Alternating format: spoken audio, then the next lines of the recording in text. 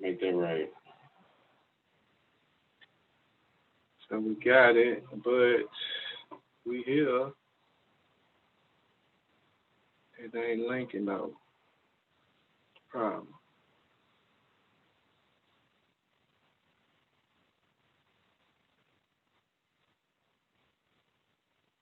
What's up, nephew? I'm good, man. Stick around and get this education, get this shade tree conversation on politics. I can share this room. Well, we learn something together. No, where your chart? It's on you posted on IG? Yeah, it's on Facebook. It's on IG. Did you send it to Tonya? That actual chart? Yeah. No, I was about to show it to her. Oh, okay. Sent it to on IG, but you need it. I was gonna try to pull it up, but we good.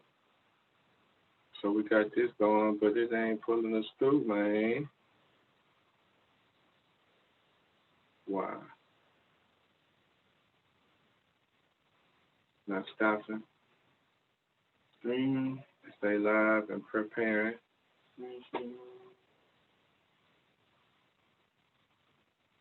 Taking longer than expected. Supposed to be voila. Not quite voila. So we're gonna figure it out. If anything, we got to record it, and the judge is gonna come. So we can, if anything, I can put it up a little bit later. Mm-hmm. So we can have that going on, and maybe it'll pop up while we're doing it. So we'll work it out. Okay. Microphone check, we good. My phone is on. All right, cool. And my name is Cavanaugh Nweze, the homie, the masked crusader. In high school, I went to Sterling. That's what they called y'all? Yeah, we was the Raiders. Well, we the Colts. The Colts? Colts. Oh, okay. Young word. Okay. Yeah. Southside kids for life. All the time. Still here. And I became the first mascot, like human mascot. Oh, I like voluntold. I like made up voluntold myself. That you're gonna be the mascot. Put a cape on. Got my mama make a mask. Had a hat. I was the Raider. Yeah. So. That sounds like Noah. Secret identity has been revealed 30 years later, almost 25 years later. But yeah. Already. Well, the purpose of us coming together today is to talk about our election, upcoming election. 2020. Everybody's talking about the presidential election. Right. Far more than the presidential election on the ballot. I think last time we got together is 38 judicial positions. 38 judicial positions for the state of Texas. Yeah. On the ballot. So, which is very interesting. Out of about 53 things on the entire ballot. So that is carry the one, do the math. 15 things? Yeah. 15 things you have to select. 15 positions you have to select that are not judicial positions for the state of Texas. So that kind of shows... It's a lot going on. It's a lot going on. And maybe, I don't know, that may show something about the importance of the judiciary in the state of Texas. But that's a good point. Yeah, yeah.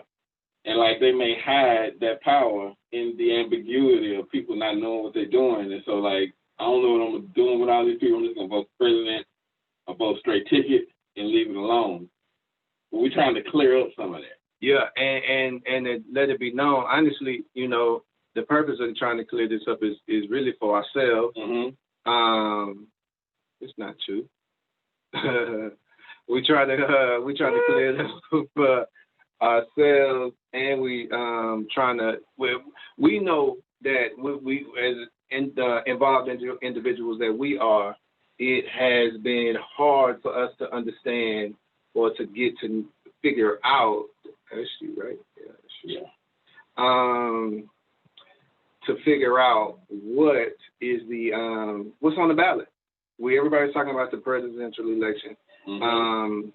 you're going to make your choice. Instead, you got plenty of resources to go to talk about who you want to choose, endorsements, so on and so forth. Mm-hmm. But I'm trying to figure out, I want to know who we're voting for these 38 judges. Right. And it's not easy. I've been trying to do some research myself. Noah's done a little research about the judicial system. So I'm going to try to, I'm going to pull this up. Let's see if I can make this a little bit bigger so I can share with you guys. But Noah, so and what have you found out so far about these judicial elections? Well, all right. So I said this earlier in a post earlier that the difference between Texas and the United States is federal judgeships are appointed by the president. They're appointed by the president and voted upon and approved by the Senate. In the state of Texas, all the state judges are voted upon by the people. And so we got to figure out, we have to go through all these judges, and every ballot is full of judges. And it's just like, I didn't know why there were so many judges on there. It's so many of them, the language is all messed up. And so the best thing I figured out how to do is to go and find like an organizational chart for the state government. Couldn't really find one, but I did find one for the Texas judicial system. So I posted that on Instagram and Facebook and LinkedIn and everything last week. So people can look through it. If you don't have your ballot with you right now, you can get your ballot, download your sample ballot, and then find that image, and then it'll correlate. You can look from place to place, from election to election, and see where that person fits on the organizational chain. And so, where'd you find it? Can you tell them where you found that? I can't remember where it was. There's a couple of places online. Okay. I posted the link. I'll repost it. Got it. So when we get it up on Facebook, I'll have the link in there. Yeah. And I will re-put it up on this. I'll put it in a comment after the video was over. I'll put it in a comment. So I'm gonna share what it is that you did post so we can talk about that as best as possible. Okay, Sheila, it's on my face. It's on my IG. It's on, yeah. So like you can go back to the last one. He's gonna post it on here right quick, but it's right here. I got it on this screen.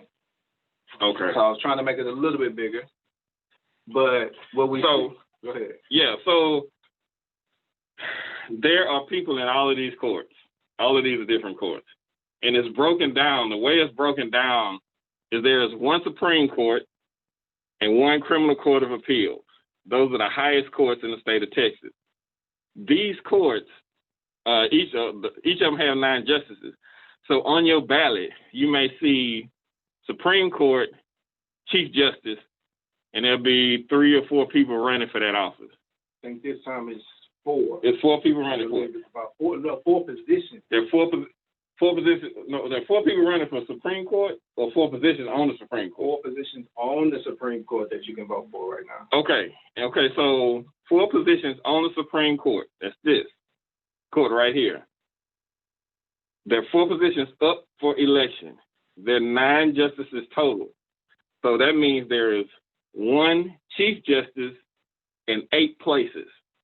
So you'll see Supreme Court Chief Justice, and there'll be 3 or 4 people running for that. Supreme Court place 7. That's the 7th justice on the Supreme Court. Tonya, I think we sent you the link. Yeah, no, she in. She in there? Okay, all right, cool. All right, cool. So, like, this is one of the people. One of the things on election. Supreme Court Justice place 7. Justice place 7. There are a few people running for that office. Justice place 8, there are a few people running for that office, and I think Justice place 4. So that means including the Chief Justice, which is 1, position 4, place 7, and place 8. There are 4 people running for office running for the bench in Supreme Court. There are 4 elections for 4 seats just on the Supreme Court. Got it. There are elections for people for the different places on the criminal courts. Now, when you go down one level, courts of appeal, there are 14 of them. And between those 14 courts, all across the state, there are 80 places. 80 justices. For the district courts, there are 467 of them. And each one of those has one judge, 467 judges. Go down one level to the county level, there are, 515 courts, 515 judges. Wow. Go down to the local level, you have justice courts, which are civil, and municipal courts, which handle the criminal stuff. The justice courts, there's one judge on each court, but there are 806 of the 806 courts across the state of Texas. On the municipal side, there are 914 courts with 1,294 judges. So some of those courts have more than one judge across the state of Texas. And so when you see something on your ballot, you may see justice court, and then it'll say number 433. Depending on where you are, that's number 433 of these 806 courts. So that court is where you would go to one. If you had to go to the justice court, I think that's a JP. If you had to go to that court in your area, that's the one you're voting for, and that number is on your ballot. It may be 127. And that means that for somebody who lives in another part of Texas, that's the court that's assigned to your voter ID and your address.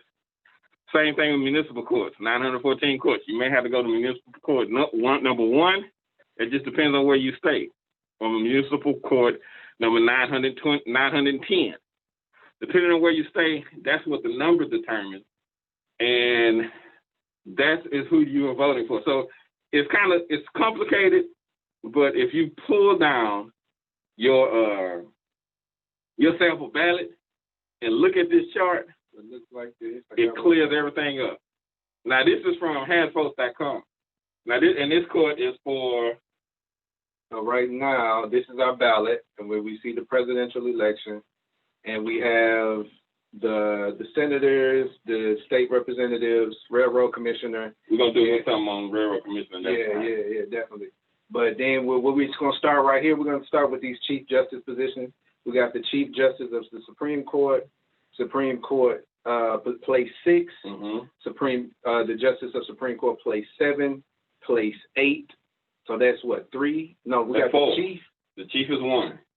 Yeah, we got the chief, place 6, place 7. So we got 4 people on the Texas Supreme Court that are up for election this 4 positions. 4 positions up for election this election. This term. Right. So that's what we're dealing with. And then if we come back, and if I minimize this, that means we're electing 4 different people on the highest court in the state of Texas. So that's what we're dealing with. So Noah then gave us our quick judicial summary for dummies, or for I wouldn't say we're not dummies, but for the uneducated. Because they ain't covered this in our history books. Right. I mean, at least not in mine. No. They have the time in 7th grade Texas history to go through all this. Even what you just told me, to know what, they got 400 judges here and 800 here. What'd you say? It's 400. 515 down here. 467 up at the district level. County level is 515. So that's 900 already. And how many you say about? And on the city level, you got 806 on the civil side and 1,200 on the criminal side. So that's almost 3,000 judges. Yeah, plus that's enough that we elect on our, that we have the ability to vote for in the state of Texas. Across the state. Right. Which is a lot. And yeah, it's hard to figure all of this information out. I thought I could do the research for these 38 positions in an hour, sitting here with 3 screens to do it, and it ain't work. Yeah, it ain't work. I ain't have enough time, so we're gonna break it down as best as we can, so we can get to it. So let's stop this. So we do have a guest today hanging out with us. If you follow the election somewhat here in the Harris County. It was a historic election, that 2018, where it was 19 black women elected to judicial positions in one election season in Harris County. In the Harris County. So we got 19 black women sitting on the bench representing us and making decisions on our community's behalf, on our county's behalf.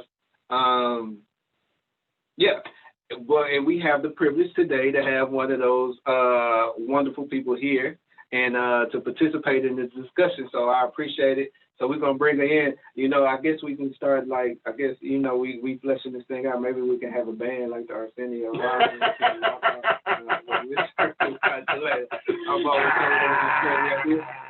So everybody, we're going to welcome the infamous. But now we got the Honorable Tonya Jones that's going to join us today. We're going to go and bring her in the car. The Honorable Judge, what's the deal? What's the big drama? Hey. What's up, Tonya? Hi, how are y'all doing? Doing fine, and yourself? Oh, I'm doing well, thank you. Very excited about being here. We appreciate excited about the opportunity to speak with you all and to speak to anybody who might be tuning in.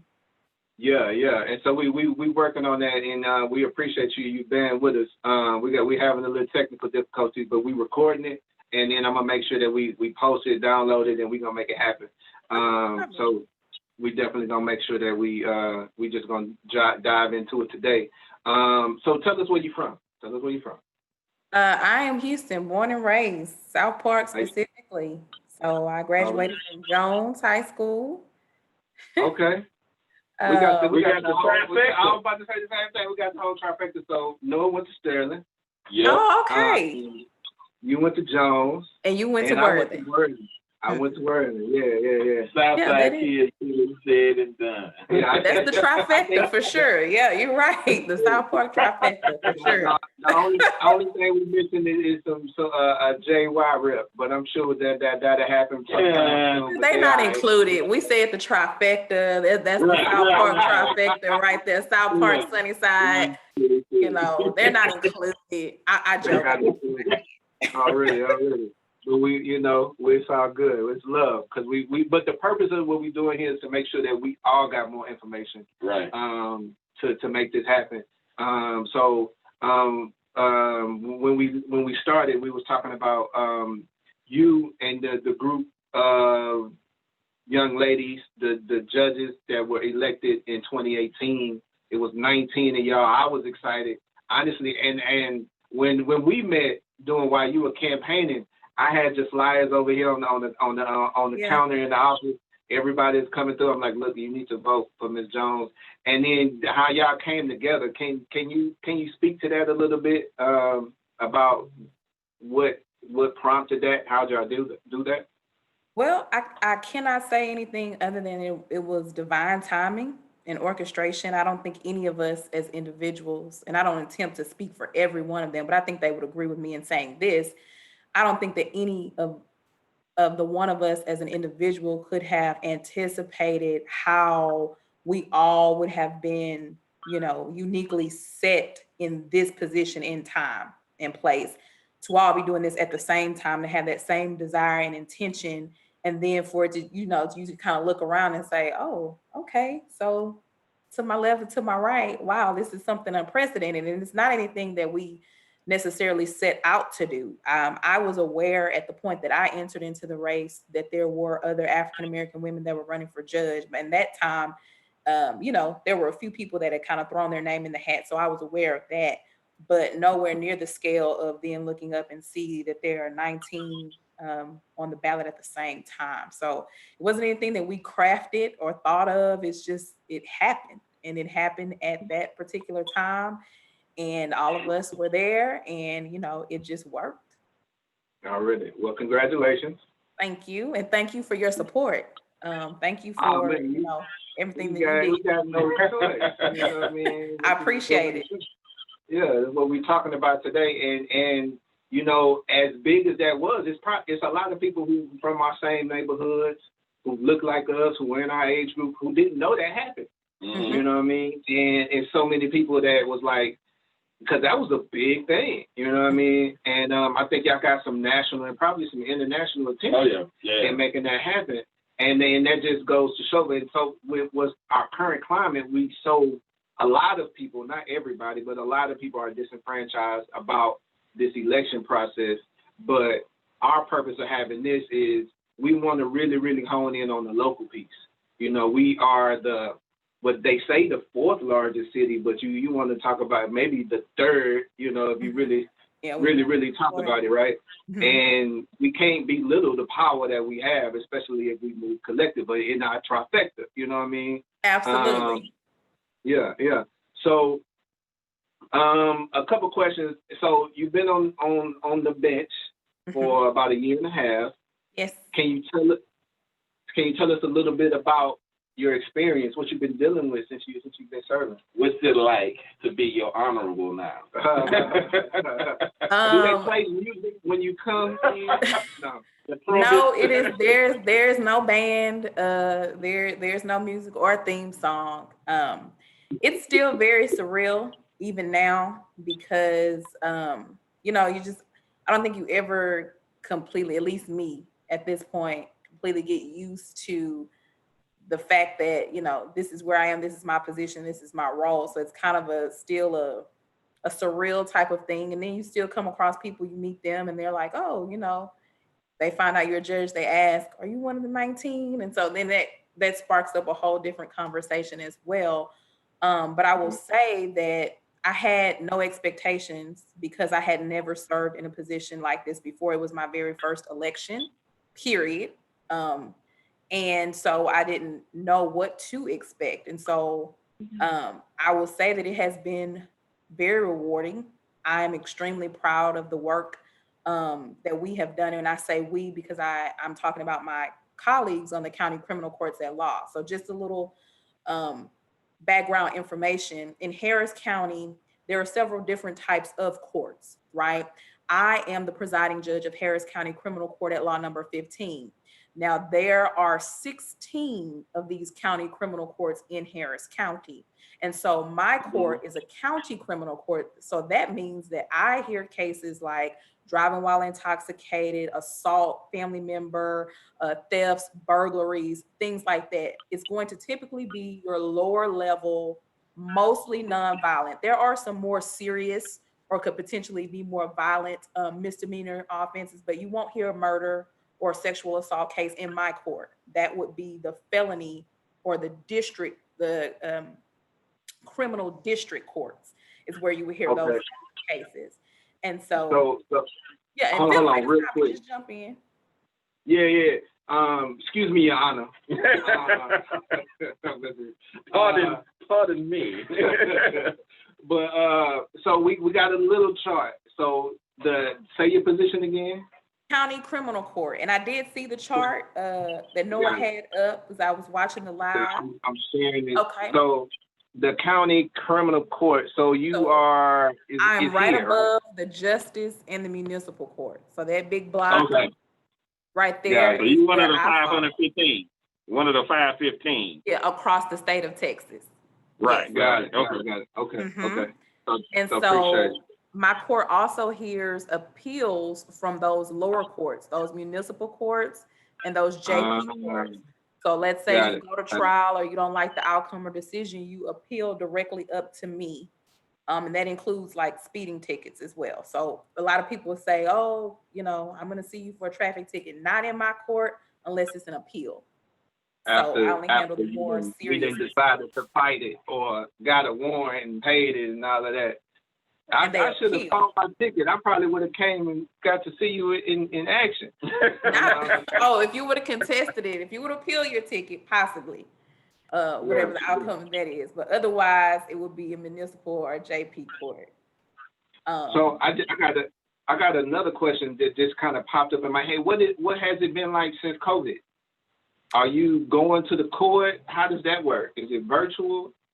I go back and forth between being virtual and being in person, me as an individual. Right now, there are capacity limits that are in place for safety measures at the criminal justice building and in each individual court. So we can't exceed a certain number of people. So we are encouraging as much as possible that people appear via Zoom for court. and that people do not appear in person as much as practical. There are some situations where it is required, at least for the initial setting in court, that you appear in person. But after that, most people waive their appearances, so their attorneys appear on their behalf, and most of them utilize Zoom. So that has been a hurdle in and of itself. As you can imagine, that has drastically impacted our dockets because we're not able to have trials, and not at the rate that we would normally do so. There is a procedure. Go ahead. And that's just keep, don't lose your thought, but this is just after y'all got back in your building from Harvey. Exactly. Exactly. What a time to be a judge. Exactly. So yeah, we've coming from Harvey to now COVID, and so it's backlogged. You have cases that cannot go to trial. I mean, we have to change up the very things that we were most comfortable with and could do on a fairly frequent basis. Now there are certain procedures and protocols that have to be in place before you can even summons jurors. And at this point, they're going to the NRG. That's where juries are chosen. And then at that point, once you are actually chosen for a particular court's jury, then you go to the CJC to complete the trial and adhere to certain social distancing measures. So it has presented a unique set of obstacles for sure. But all that happens in the same day. So what, they transporting people from NRG sometimes? Well, it depends, because you can have someone, I mean, you pick your jury, maybe you pick them in the afternoon or in the morning, and then you can resume either, later that day or the next day. And I believe they have shuttles set up for individuals to get them back and forth to the court from NRG, at least that initial day, because you're not going to be reporting to NRG every day, just that initial day for jury selection. So it's a whole set of unique circumstances. And then when you talk about juries and diversity and on juries and the kind of, I guess, obstacles something like COVID would present in this situation. And then you have, people who can't appear, they're educating their children at home. And so it's a lot. It's a lot to consider, for sure. Well, hats off to you for making it happen. And I'm pretty sure you got a whole crew that's doing that. That's a lot in these times, in the midst of everything else, because I'm pretty sure that you got your own personal life and things to take care of too. You know what I mean? So mad props to you. No, you got something? Yeah. What was it? What do the judges do, and how can we evaluate it? Well, those couple things. Yeah. And well, first, before we get to that, is how do we know what gives us guidance on what's a good judge? Well, I think, what is a judge? And then we make a good one. We ask them, she got to answer at least one of them before we ask them. I want to answer below that one. First of all, what is a judge, and then what is a good one? Like, what do you do? And how we know you're doing it good? I'm essentially, I guess the best analogy to describe it is like a referee. It's my job to call the balls and strikes, as we like to say. It is not my job to advocate on behalf of any individual. I don't represent anybody. I do have a duty, though, to make sure that individuals' constitutional rights are not being violated. So I'm kind of like the doorkeeper or gatekeeper in that sense. And, there are several different types of courts, but that is the role of a judge. I am to be fair, neutral, detached, impartial, not giving favorability to one side or the other, but looking at the case as it is presented to me, the facts that are presented to me, the evidence and the law, and making the necessary rulings on the law for the parties that are involved.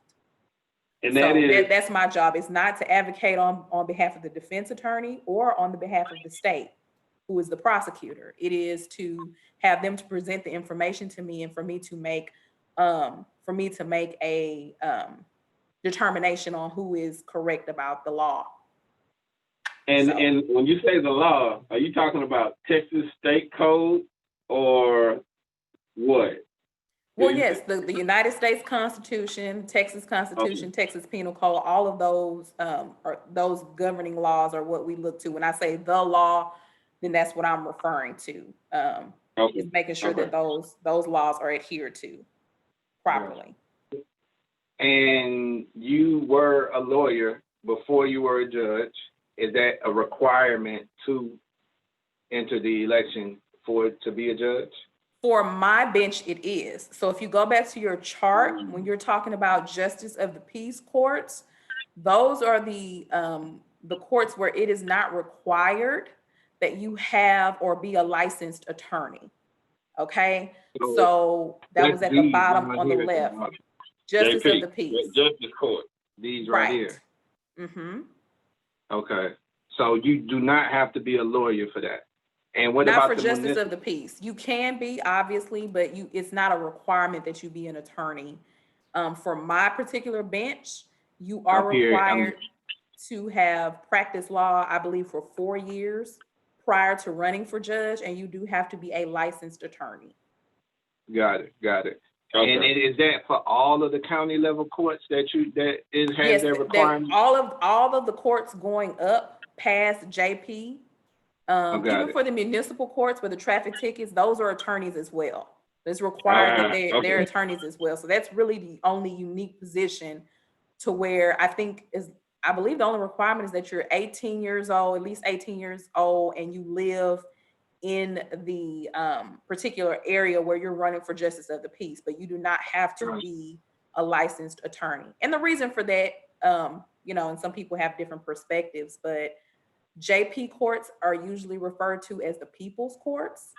Typically, the rules are a little bit more lax. It gives an opportunity for individuals to have that access to justice and not be so concerned with the legalese and terms, but to be able to get and have that access to justice as it relates to those particular types of cases. Now, as you get higher up, of course, as people are making rulings on the law and, have to differentiate between what's appropriate according to the law, then that's where you get the requirements of having a Juris Doctorate or being a licensed attorney. Okay. So we know a judge is a referee. Yes. Pretty much. All right, cool. All right. So now if we talk about being a good judge, what are those type of standards? What are those qualities? What would you say to that? I would say that I think a good judge needs to be a good listener, that they need to make sure that they're detail oriented, they're, prepared for the cases that are presented to them. For example, if I have a hearing before the court, I will ask the attorneys in advance to send me the case law that is the law or what they are relying on, what they're going to be using to make their argument, so that I can read it, so that I can be prepared for the information that they're going to present to me and be able to make an appropriate ruling. And I like to do that beforehand. And so I think a good judge, reads the information. The attorneys file documents, motions, that you read them, that you're prepared, what's on your docket and what's before you. Your temperament is important. And by temperament, I mean, do you fly off the handle? Are you easily flustered and frustrated? Are you irritated when people ask you questions? A lot of times in county courts, there are people that are in the criminal justice system for the first time. They've never been in trouble before. They've never had any contact with court. So they come in there the first day. People have been nervous. And I mean, just standing before the bench, there's no threat of being taken into custody or anything. They don't know that. They just assume you going to court, possibility you might go to jail. And so I've had people that have been nervous, people who have been so anxious that they've even started to cry in court, just from sheer fear of not knowing what to expect and or having experiences with maybe what was the culture before this past election. And so, what is your temperament? What is your patience like? Sometimes that requires me to explain which I'm able to do, the policies, processes, and procedures of the court. I cannot get into the details about an individual's case. So I can't discuss their case with them if they say, well, Judge, what do you think I should do? And I think that this person didn't tell the truth. And then I can't get into that, but I can tell you why you're in court this morning. I can tell you what's about to happen and what we're about to do. And I give that little introduction when people come to the bench so they understand what's going on here today, what's going to happen. Okay, I'm asking for a court appointed lawyer. Okay, this is what I need you to do. Once you've done this, then you will be assigned an attorney and then they can, approach the judge to discuss the case. That type of thing. Very simple, very small to do, but you'll be so surprised how much stress and anxiety that will take off of people if they just know, just to know what's going on. So I think a good one is informative, and is willing to educate. That's a big part of our roles as judges, is to be able to educate people on the court and its processes and what happens there. It should not be a terror situation or a gloom and doom, like, oh, I don't want to have anything to do with the courts. No, come to the courthouse. I mean, not now with COVID, but come to the courthouse, observe, sit in on a jury trial, watch a court hearing in the morning. And since we are in the age of COVID and we're doing stuff via Zoom, we live stream our court hearings and we live stream court in the mornings. And so people are able to click, if you go to the website, and I'll give you all this information, but if you go to the website, you click on our courts, you'll be able to check in and see what's going on in court that morning. And so, yeah, be a part, see what's going on. That'll help to ease that. So I think those are the main things that makes a judge a good one. And of course, is educating yourself as much as possible. You're never beyond learning. It is called the practice of law for a reason, because you never get so good at it that you are just beyond being able to become better at it. So it's a continual process, and availing yourself of all the tools and resources to become better at your job is also a good quality of a good judge. Got it. So now we talked about the qualities, we talked about what is a judge. How now, in a judge that has been on the bench, like for instance, we got this election, we got incumbent running, right? So how do we know, how can one evaluate that they adhered to those qualities? Well, how do we know they need to go or not? I'm sorry? How do we need to get in the booth? Oh, okay. How do we know? Oh, they need to stay. Right. Well, that's one of the ways. That's one of the ways I mentioned, is kind of following what they're doing in court, tuning in, checking in to see, okay, well, I want to see this judge, how they speak to people when they come into the courtroom. Are they respectful? Are they kind to people? Are they professional, courteous? How do they run their court? Things like that. In addition to that, all the things that they promised when they were running and the things that they said they were going to do, look and see if those things have been done. For example, when we were coming onto the bench and being elected, we were in the middle of a lawsuit, right? The county was being sued because there were individuals who were, pleading to cases and staying in jail simply because they couldn't afford to get out, right? And so when we were running, we said, hey, we don't think this is right. We don't think that this is fair. We shouldn't be fighting this. We should be doing ABC. When we got into office, we did ABC, right? And started the process of, this is what we said we wanted to do. We wanted to reform the system in this way. And so this is something the voters can look at and see, oh, okay, elections have consequences, good or bad, but this is what these individuals said that they would do, and they've actually followed through with that. And so things like that. And then, going and reaching out to observe. I can't stress enough what the importance of that is. And I think as a whole, the judiciary in 2018 were the ones who are running and who are now sitting on the benches are just way more accessible.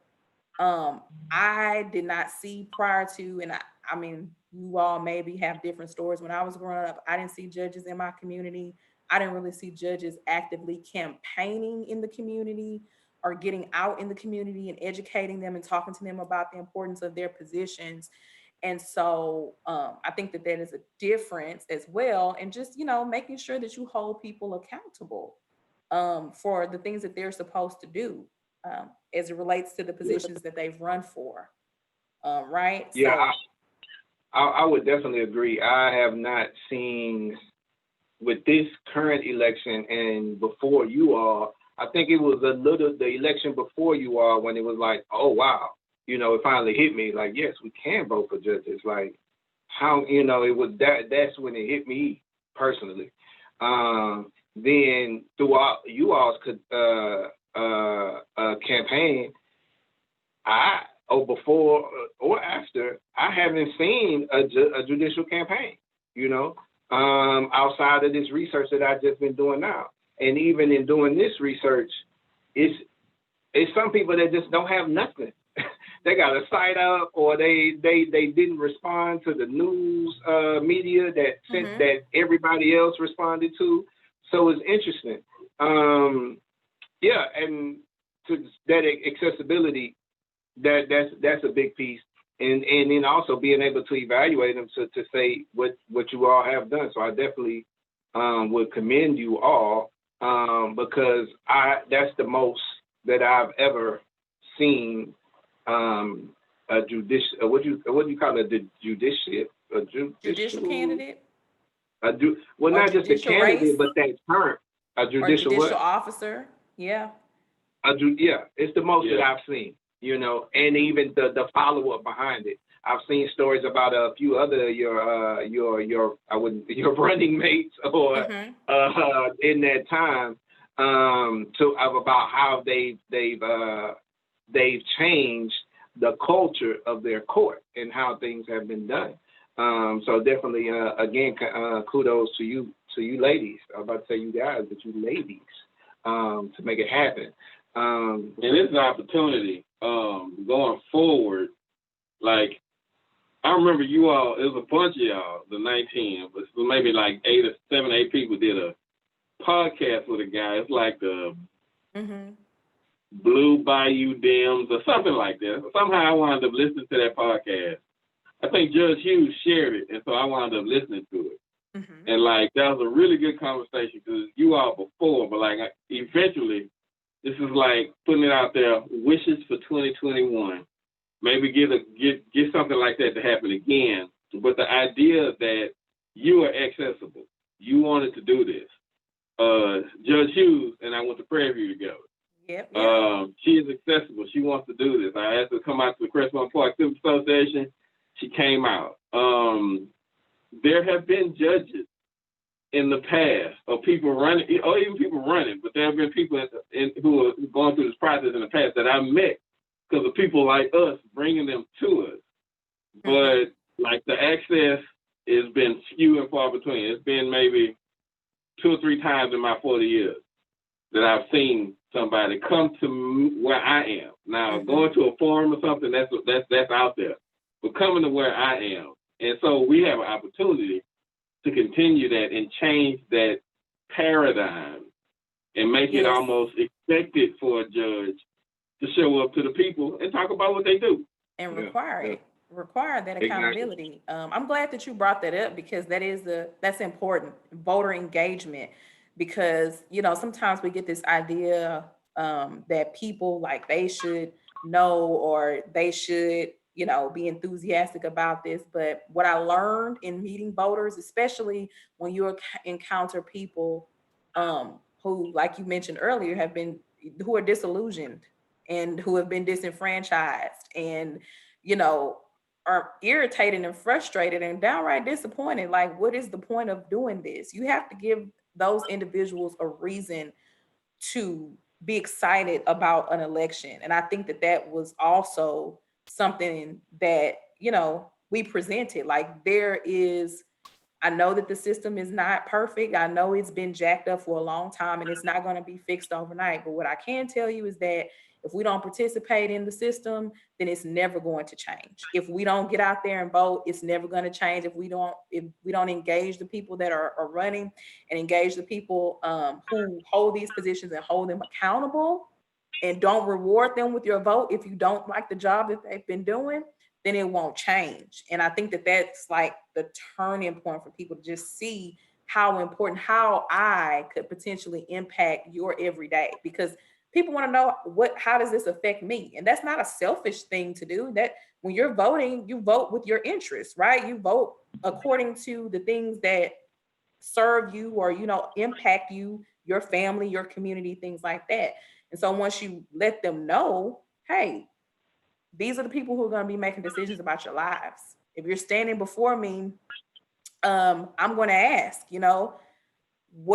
this is the plea agreement that's been presented. Okay, well, let me hear the facts of this case. Let me question or inquire further. That's that gatekeeper that I described earlier. Okay, if I have a 17-year-old student standing in front of me who was an adult because they're 17, but they've never had a criminal history, never had a record, and we're about to go forward with a plea where they'll have a conviction, and they're already struggling, already not in school, already don't have an education. And so we're just adding layers of barriers.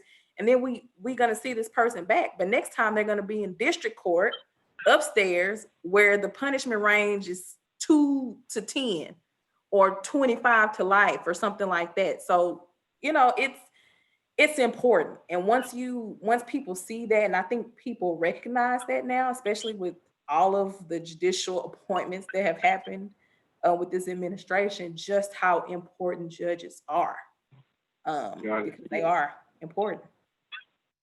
And one of the last things that we'll probably have more, but I know we talked about before in preparation.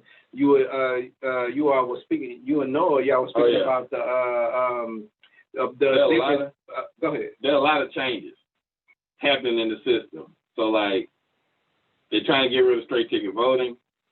That's a change. A bunch of other things. Amongst those changes, we talked about the fact that there's a question on whether a judge should be voted on or appointed. At the federal level, our judges are appointed. At the state level, traditionally, our judges have been elected by the people. Mm-hmm. And before some record-breaking, mysterious record-breaking election happened a couple years ago, that was just a discussion in ideological circles. Mm-hmm. But it kind of seemed like, I think you told me that they are actually, it's on the table. Yes, there is the Texas Commission on Judicial Selection Committee. It was established or put together by the Governor Abbott, and their purpose is to conduct a study on the feasibility of going from an election system for judges to an appointment system in Texas. As you just indicated, we elect all of our judges all the way up to the Supreme Court, but that there is an effort or a study being done to see, what the voters think about changing from that system to an appointment system. Before COVID, they were having meetings in every county or in various counties throughout the state. Now all of the meetings are virtual, and there are 2 more meetings that are left on November 13th and then December the 18th, and they just had a meeting on October the 16th. If you go to texascourts.gov, you're able to see the agenda and able to get information about how you can register to speak at the meeting. And so, and various people, because I've tuned into a few of them, various people from different parts of the community, lawyers, former judges, as well as community leaders, different organizations have appeared to speak and give their spiel or their opinion about it. At the end of the year, I believe they're supposed to submit their findings to the governor. And then at that point, I don't know what they will do. I know that in order to change the way that judges are selected, it has to be, our Constitution has to be amended. So in order for that proposal to even start, it has to be a 2/3 majority from both the House of Representatives and the state senators. So that's about 21 state senators and about 100 of House, votes from the House of Representatives to get the proposal. After the proposal is made, then it goes to the voters for a simple majority vote, and that'll be on your ballots in order for it to pass, for it to be ratified. Any changes to the Constitution. But that's going on right now. They've had about 7 or 8 meetings so far. And the simple majority is 51%, 50 plus, more 50 than 50%. Right? Mm-hmm. 50 Yep. plus 1, 52 plus 1. Okay. Mm-hmm. Okay. So we got to watch out for that when it's up for election. Right. And so November 13th is the next meeting, and then after that, it's December the 18th. And so they're all online. I think you have to register if you want to speak at the meeting. And they give you, I believe it's a time frame. I think it's like 5 minutes to speak. But it's been, if you register and sign up, then everybody has an opportunity to present their opinion on it. That is something that is happening. That's very important that we keep an eye out for. And it's texascourts.gov. Yes, TX. I'm sorry, TX. Oh, TX. Got it. TXcourts.gov. Do you know, Tonya, if I used to work at the airport, Houston Airport System, and there were like these aviation websites that were like watchdogs, and they would just keep an eye on us, and they reported on the financial deals, everything that was going on at the airport. Do you know if there are any organizations that just do the courts in Texas? Are you familiar with anything like that? Even if it's a school that has a newspaper like the U of A Law School or something, UT Law, like they have they really talk about what's going on in the state courts.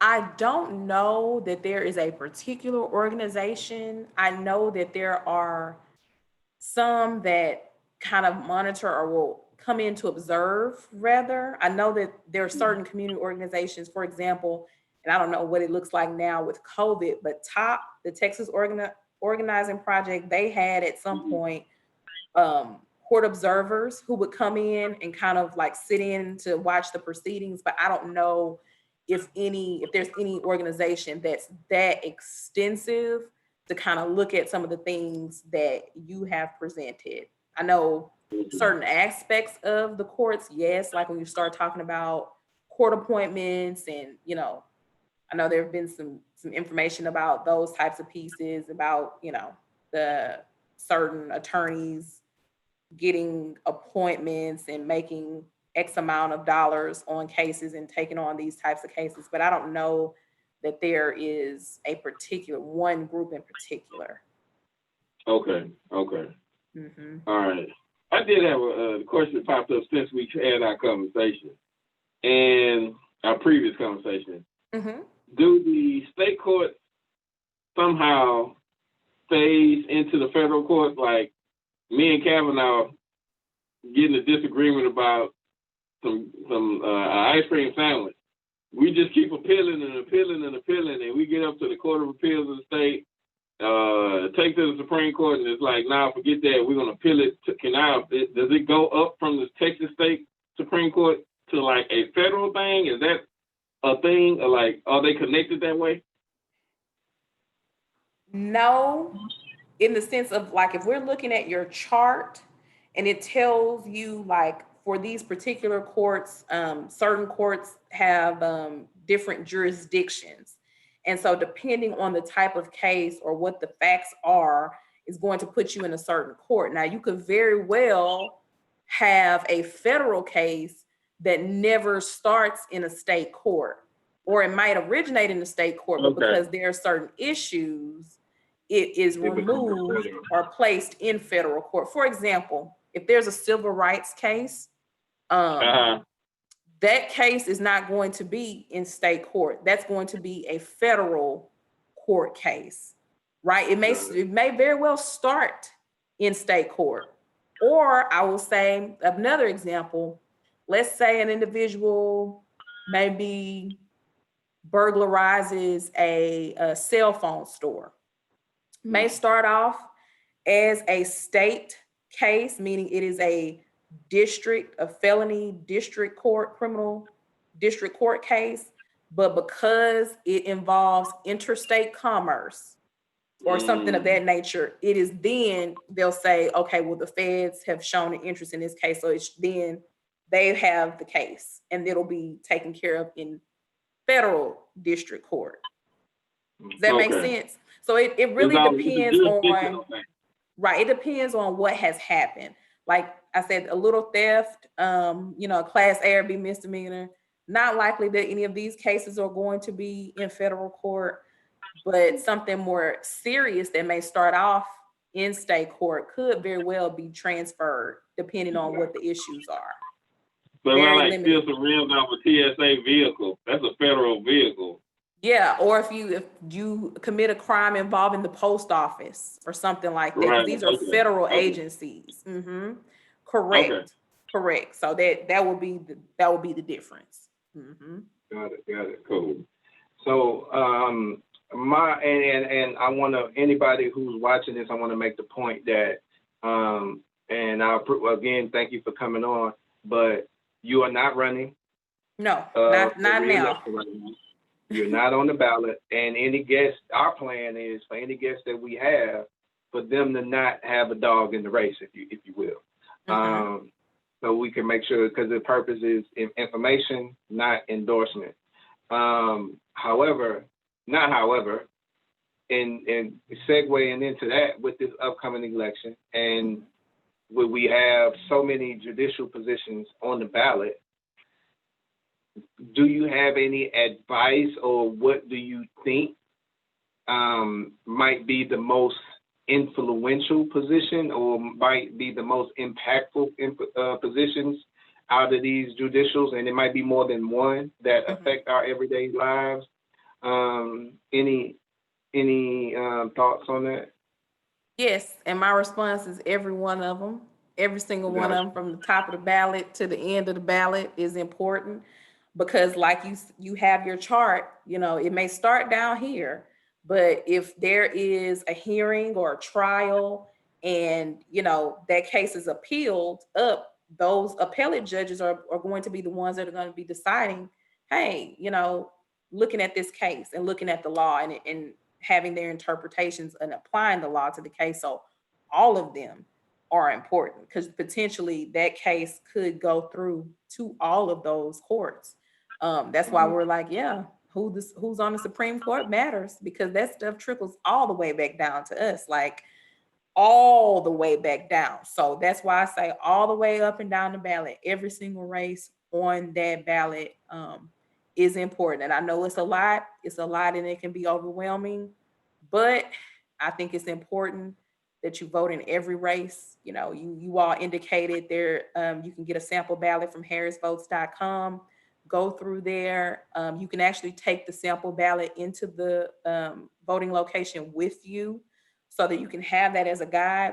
Take the time out, do a little research, and see kind of what the people that are on the ballot are running for. I know it's looked a little different in the time of COVID, so there aren't town halls in person, and probably not as much door knocking and door to door as what would have been before. But you have it. You can make some notes on that sample ballot, take it in there with you, and use that to help you with your voting. Got it. And in regards to how you were saying how it trickles down, right? I'm a big fan of the law shows, the Law and Order, all of that good stuff. And I guess they have what is called the proceeding or the precedent. So basically, if the Texas Supreme Court makes a decision on a particular case, and when you say it trickles down, that means every court below it, that judgment should follow that line of thought or principle, if you will.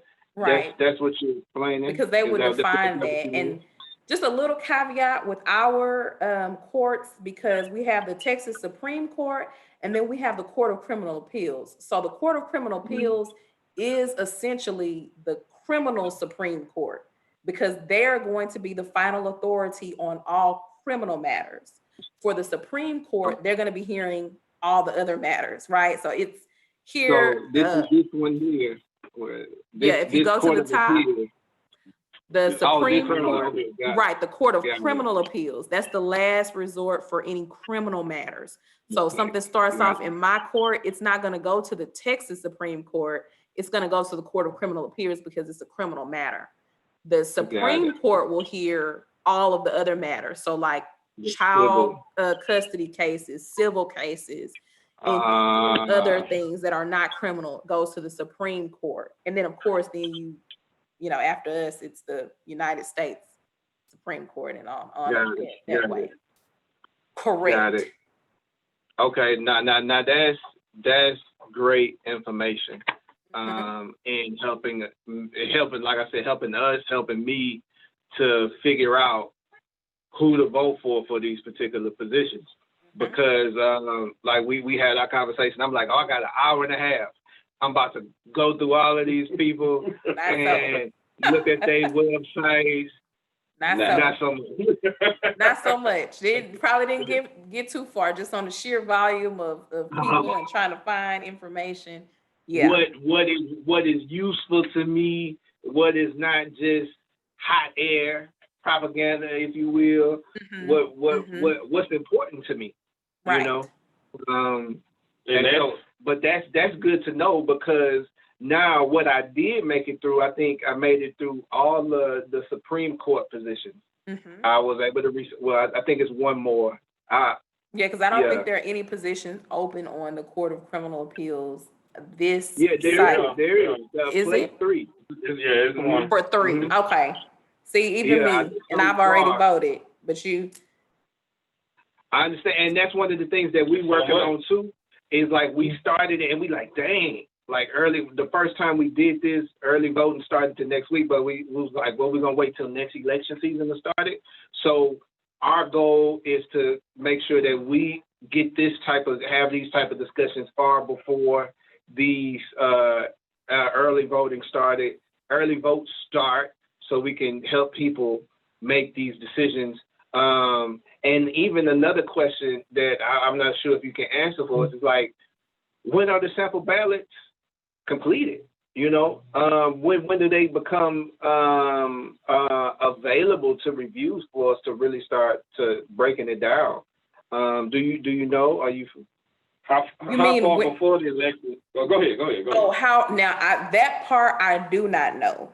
How far in advance of the election that the sample ballots are made available. I know they're available now because we pulled them up on the website. So they're available now. And I believe they have to have been probably available before early voting started. And it has everything. That's why it's so long, because all of that ballot won't be applicable to everybody. There are certain propositions for Bel Air and certain propositions for Nassau Bay, and different depending on the area that you live in. And so it is a lot. I probably wouldn't suggest trying to do it the day before, maybe. Just giving yourself, if you want to get some time to see who's on there and get comfortable and go through some things, give yourself a little time to do that. But yeah, that sample ballot is probably the best thing in terms of having it, so you can make it easier. My ballot was about 3 pages long when I went to vote. Oh yeah, it was major. It was major. Yeah. And it was. Do you remember the filing date to be on the ballot? The filing date. So it's the filing date, then they get all the information, then they can put the ballot together, then the ballot comes out, then the election starts. You remember how far? I do not know that deadline date. Okay. I don't know that date. Okay.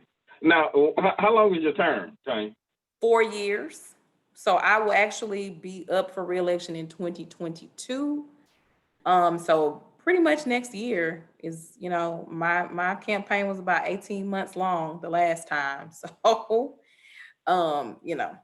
it never ends. The process of making sure that people are informed, introducing yourself to people, that process never stops. So 2022 officially is when you put my name on the ballot. People who don't have a connection to the folk. gotta campaign the most. Yeah. So the more you stay plugged in, I like that. You have to say that again, Noah. For people who connected to the folks, don't have to campaign the most. I think I made it rhyme somehow. That was off the dome. But yeah, this is my south side, baby. Yeah. Freestyling. This is just my this is an observation I've made over the past.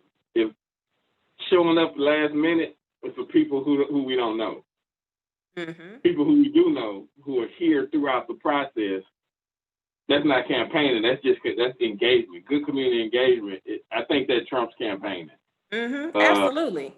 Absolutely. Yeah, so, staying involved and staying connected. And let me just commend the both of you on what you are doing with your podcast and educating the public. I like the podcast, right? And you didn't tell me the name. I just happened to see it, but I love the Shade Tree Politics because typically you hear shade tree mechanic, like, but those were like the best ones. Those were the ones who were excellent. They could fix your car. They can look at something and tell you what the problem was. Weren't going to charge you an arm and a leg. Maybe you just pay for the parts, give them a little bit on the labor, and they took care of you and things like that and kept you going, kept your car, on the road. So that's what I thought about when I thought about this. So what you're doing is valuable. It's important for our community. So, I'm proud of you all for that. And thank you for the opportunity. And I can't wait to see this grow and grow and grow beyond even what y'all may imagine it to be, because it's necessary. It's needed. Thank you, man. Thank you. Appreciate it. The thing about trees is they just keep growing. Yeah. So, that's it. And provide more shade. And then growing up in Texas, a lot of good things happen up under those shade trees. And that's our that's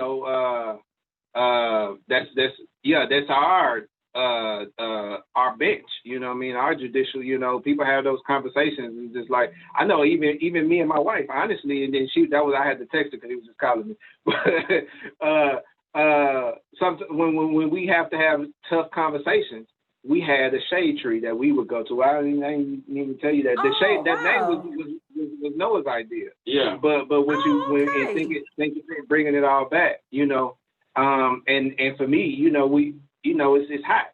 That's how we survive the summer, down here, So when anybody leaves the city, goes on a big trip, starts a big journey, we do a prayer outside in the ancestral home up under the tree. And that's just part of our ritual. That's ingrained in all of us as people who grow up down here. So we, I guess we do have a name now. That we got. That wasn't it. I was like, I saw Shade Tree Politics. Like I said. I like it. We've been kind of going, and then like I said, we had the conversation like, do we start now? Do we need to iron out some more things? And then we was like, look, we got to go. Let's go. Our paths have been crossing a lot, so this is the first time that we worked directly together, intentionally. So we about to work with it, and we about to see what happens. So that means a lot. So I think we got something. Absolutely. Already. Well, Tonya. Hold on 1 second. I'm sorry. It's my. Go ahead. Oh, I thought you could get up to the south side. And then we get to see the whole court. I'm sorry about that, y'all. Had to get the door. Yeah, no problem. No, I'm sorry. Thank you. But yeah, absolutely. Anytime. I'm all for it. Anything that helps inform the community about what's going on, I'm always for it. I'm always down to participate. Like we said, we're accessible and we're accountable. And so anytime, let me know. Already. We appreciate you. Okay. Well, it was good talking to y'all. Y'all take care. And until next time. Yeah, everybody, please go vote. If you're watching this and you haven't voted yet, please go and vote. Early voting is still going on right now. The lines are short. A week and a half. Right. If you don't know where to go vote, there's several locations. Since it's early, you do not have to go in your precinct. You can go anywhere, take your ID with you, and go vote. And there are actually 8 places that will roll over from Thursday to Friday. There'll be 24 hours for the last 2 days of early voting. There are 8 spots. I posted them on Instagram and Facebook. There's harrisvotes.org. Go there and get that information. Early voting ends on the 30th. The election is on the 3rd. So you have until from now till then, if you haven't gotten it done, to get it done. When you see this video, when we post it everywhere, if you have questions, ask them. We'll get them to Tonya. If you have a question for her, ask her. We'll get them to her. And I'm sure she'll be. You good with answering questions later? Absolutely. As long as there are no questions about, cases, individual cases, right. But any other questions are fair game. All right, cool. We appreciate that. And thank you for being a good referee. Yeah. No problem. All right. We'll talk to you soon. Y'all take care. All right, thank you. All right. We got the Honorable Judge Tonya Jones. So we got a little bit more that we wanted to cover. So, like I said before, I spent about a little bit more than an hour saying, don't show my notes. So I can review them, because I wasn't going to be able to do everybody. What I will do is, what we can do this is, we can show the ballot. How about that? Yeah, that'll work.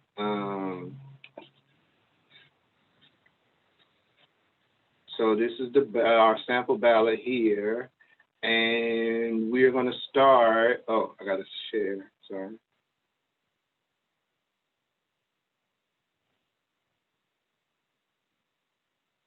All right. So we're going to start here at our Chief Justice of the Supreme Court. We got 3 people running. Per my research, Nathan Hecht is a Republican. He is the incumbent. From his website, he was quote was, Nathan Hecht was elected to the Texas Supreme Court in 1988, was re-elected in 94, 2000, 2006, and 2012. So he's been on there a while, and it looks like he came off and went back a few times. He's the senior Texas appellate judge in active service, and was appointed Chief Justice in 2013. Since 2010, Justice Hecht has been responsible for the court's efforts to assure that the poor have basic legal, rights? It's blocked a little bit. Basic legal services. He has diligently worked to secure congressional and legislative support for legal aid to veterans and their families. That came from his website. But like I said, he is the incumbent. A couple of things. He was born in New Mexico. Looks like he went to Yale. Got honors in philosophy. He got his law degree at SMU. And he has served on lower courts. He was on the Court of Appeals, really for the district in D.C., so a federal court. He did some litigation in the city of Dallas and a firm there. So he has been, he's been around for some time. He is running against. So he is the incumbent. We have Amy Clark Meacham, who's the Democrat. Amy, she currently serves on the 201st District Court in Travis County. She has the expertise in antitrust and securities law, and as well, she has she also has the expertise in business litigation, and she's passionate about children's literacy, and currently serves on the board of a local nonprofit called Book Spring.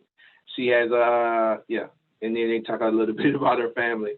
Then we have Mr. Ash, Mark Ash, who is the libertarian. The most that I can find about Mr. Ash is he's been licensed for 27 years. He's a criminal defense attorney and a marijuana law attorney in Houston, Texas. And he went to the South Texas College of Law. So that was interesting to me. A marijuana law, I would definitely, I like that. So next on the court, we have the Justice Supreme Court Place 6. And, that's what we should have asked Tonya, unexpired term. What does that mean? Does that mean they're there till forever? I don't know. We got to figure that out. But I think it means that the person who was in that place is left early, so the term isn't up, and so these folks are running for just to fill the position. To finish the position. Got it. So we got to be sure, but I think that's what they do. Okay. That's the shade tree answer. Yeah, and like I said, we are learning with you. We're not experts. We just trying to figure it out ourselves. So bear with us. So we got Jane Bland, who's a Republican. She served on 3 different levels of state judiciary and has been elected by Texas voters 5 times. She's been appointed to the Supreme Court of Texas. So I guess that's what it means. Right. She was appointed in 2019, and now this is the actual election to fill the spot. So she was appointed by Governor Greg Abbott, and she prepared her practice with Baker Botts, and she handled a broad range of trial and appellate court matters. Just a little background myself. Baker Botts is a law firm. They did some a little pro bono work for a nonprofit that I'm a part of, West Street Recovery. So that kind of stands out to me. But yeah, she is a Republican. Then we have Kathy Chang, who is a Democrat. I thought this was her first time running, but it looks like she has run for court a position a couple of times. And something I got from her website is, I am running to restore integrity and justice by making sure every Texan's voice is heard and receives justice in Texas courts. Fairness and justice are important to Ms. Chang because her family fled from an oppressive regime to come to the United States when she was a little girl. And she, too, attended the South Texas College of Law, and she is a full-time mom. So our next position that is on the ballot, we have Supreme Court Place 7. The incumbent is Jeff Boyd, a Republican. He was endorsed from Rick Perry. Honestly, his website was very, very vague. Not much that I could pull out outside of it was vague. Like I said, he's an incumbent. A lot of times when you have things like this, the incumbent usually wins. We want to hopefully we can get you some information. So we'll see how that works. From Biloxi, Mississippi. While he was in legal practice, he focused on primary and civil litigation, defending against product liability, professional liability, personal injury, and business tort claims that deals with business law. So he did a lot of work regarding business law. What I think is a good and bad thing, I'm a business person. Honestly, I have professional liability protection and insurance, but at the same, I don't know. So that's what we have. He was endorsed by Rick Perry. Take it for what you want to do. I remember Rick Perry. The real smart guy. Right. All right. So Mr. Boyd is running against Stacey Williams. She is a Democrat. The important thing, ballots don't show pictures on that. And I'll give my little story. Stacey Williams is a black woman. She's a black woman. She currently serves on the Texas 101st District Court. She assumed office in 2014. Her current term ends in 2022. I found some information. Apparently, she does a lot of work in the city of Dallas. For the folks that don't know, I was born in Dallas, but I'll still say I'm an H-Town native. I've been here since I was 4. So got here as soon as you could. Yeah. But it's a story about that. My mother said I had a little part to do with it. But anyway, so yeah, been here since I was 4. She has a quote from an article that she was presenting, that she responded to, experience and what she said. This is what makes her different. This is why she serves. Experience and a commitment matters to her. Before taking the bench, she had over 11 years of judicial and arbitral experience. Arbitral is when you are helping people to figure out a contract and you're negotiating, right? She was an arbitrator for DART, the U.S. Postal Service, Federal Mediation and Conciliation Service, NASD, which is now FINRA, which is like the Financial Regulation Agency, if I'm not mistaken, the Washington Metropolitan Airport Board, administrative judge and municipal court judge. And she's been trained as a Texas sitter at the Texas Center Judiciary National Judicial College, and has attended many and continuing legal programs. So she seems that she has an extensive legal background, and she is a judge on one of the lower courts from that chart that we were showing. And another part of this, the next person that is on there is a libertarian, William Bryan Strange III. You know, I love comic books, so when I saw that, I was like, it's Dr. Strange. It's on the ballot. But anyways, he's a libertarian. Couldn't find anything on the brother. Oh, well, he's not a brother. He's a white guy. But I really like what I found about Stacey Williams. But we're gonna move on. No, I think that's just going through it. That's all I got. But it's not. It ain't our job to give you all the information. Where'd you go to find the information? Man, I tried to do Google. I started with Google, took their names, put it in Google. Most of them had a website of some sort. So it was a website. I also, one of the things that kept popping up was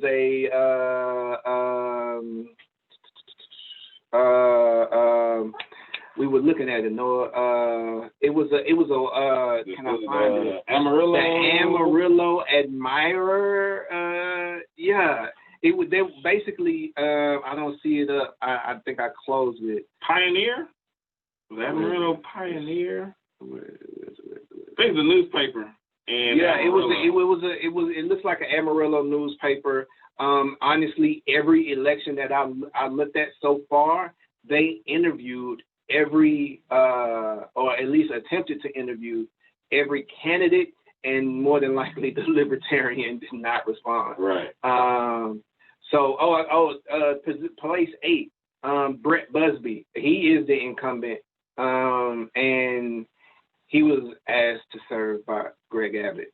Yeah, So if you're not familiar about Greg Abbott, that's our current governor. He's the brilliant guy who decided to reduce, or what's the word, remove a lot of the drop-off mailing ballots for the third city, the third largest metropolitan area in the country.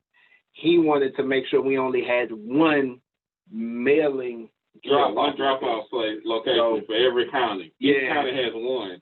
And he has a history of just these voter manipulation tactics that, when I hear that somebody has been endorsed or asked to serve by Greg Abbott or Rick Perry, which are both Republican governors, I raise an eyebrow. That's some information. Even if you don't know nothing else about them, that is something you can get. So that's what we got right now. We Noah broke down the courts. We're gonna continue to try to go through it because, like I said, this ain't for y'all. Honestly, I want to know this for myself. Right. I want to. Oh, there's this little story, and I think we can kind of close it. But I was telling Noah before this how I used to choose who to vote for. Mm-hmm. So we didn't know unless it was a presidential election or something. So I would go in, and then if it's the primary, it's all Democrats, right? So I'll stick with that. If it's primary, it's all Democrats. So when I looked at it and I participate in the primary, I don't know who these people are, and they ain't showed up in my community. So first, honestly, I would look for some unnamed that looked like it was a black person.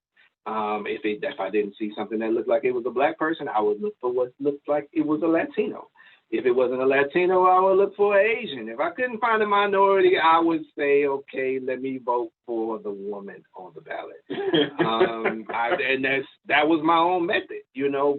And that was like, I need to know these things. Right. You know what I mean? If voting was so important, like I said before when we first talked, my grandma was adamant about it. League of Women Voters, so that's all she did.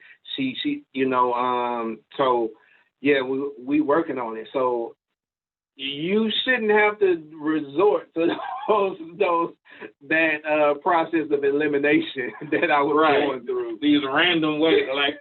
And when he was saying that, I was like, dang, that sounds very similar to my checklist. You know? Because I didn't have anything else to go by, because I didn't put the time in to go and do the research. And I didn't plan on just vote for somebody because somebody else told me to vote for them. Mm-hmm. So, but in the interim, just watching Cavanaugh go through these names and find this information, most people have their own website. Mm-hmm. Mm-hmm. And there are organizations that interview people. So it may be, Amarillo interviewed the folk up at the top course, but they probably ain't going to interview the people down at the county level for Harris County, but the Houston Chronicle might have interviews. So you can go and once you get their name, you go find them on the internet and see if you can come up with an idea about what this person is about. Yeah, This is a lot. Yeah, it's a lot, and I barely got through the judicial positions, those 4 positions.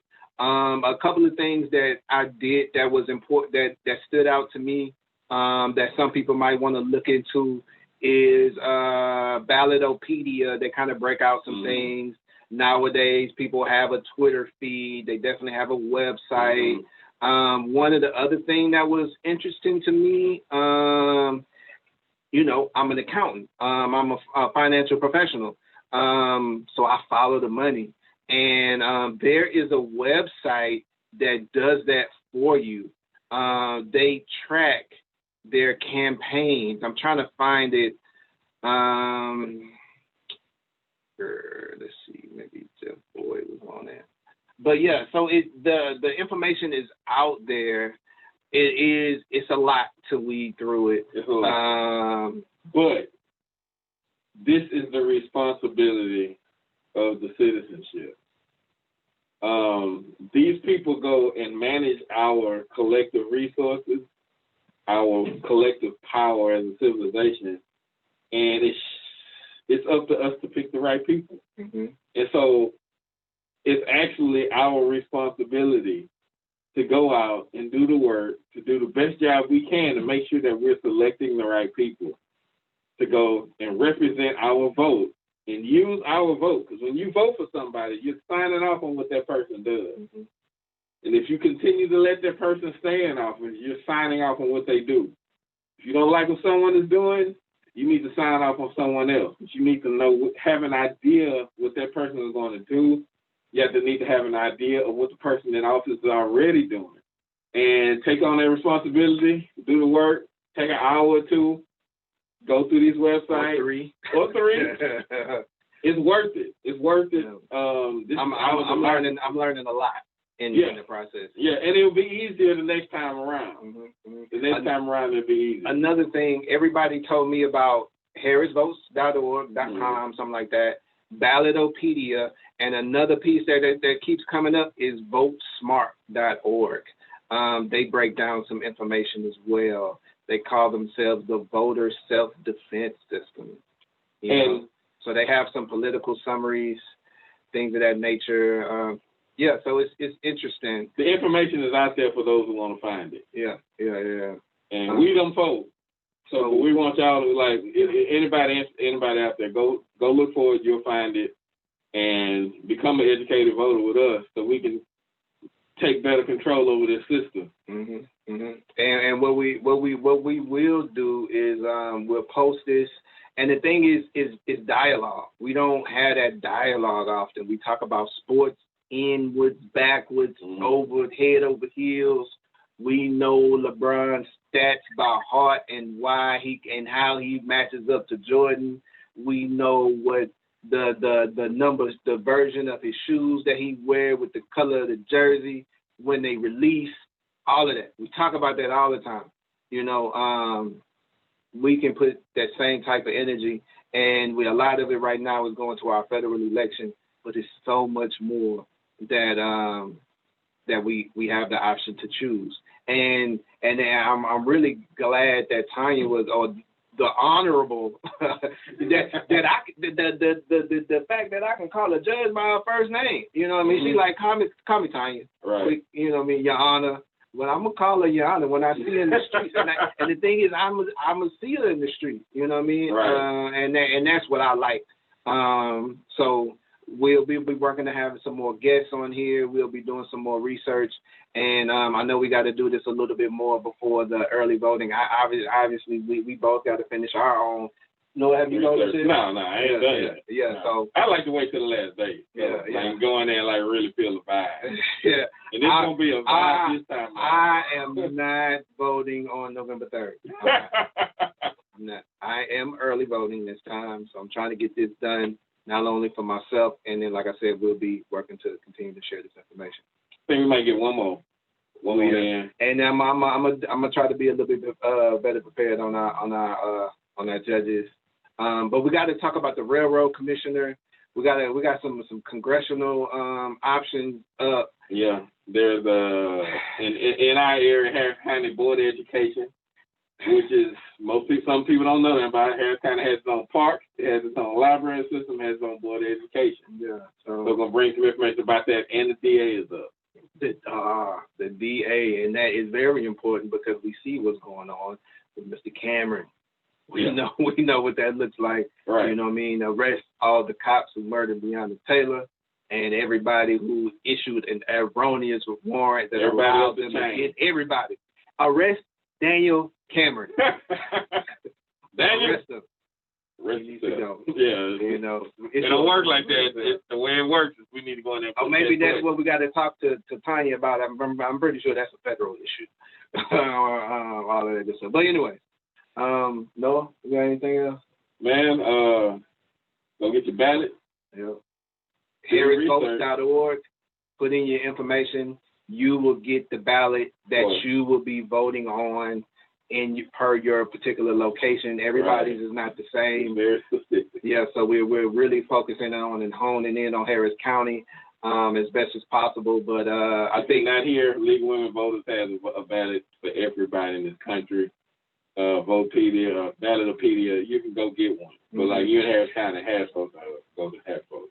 Worst case scenario, GTS. Exactly. Google that shit. All right. That's it, bro. I'm good. Peace. Thank y'all.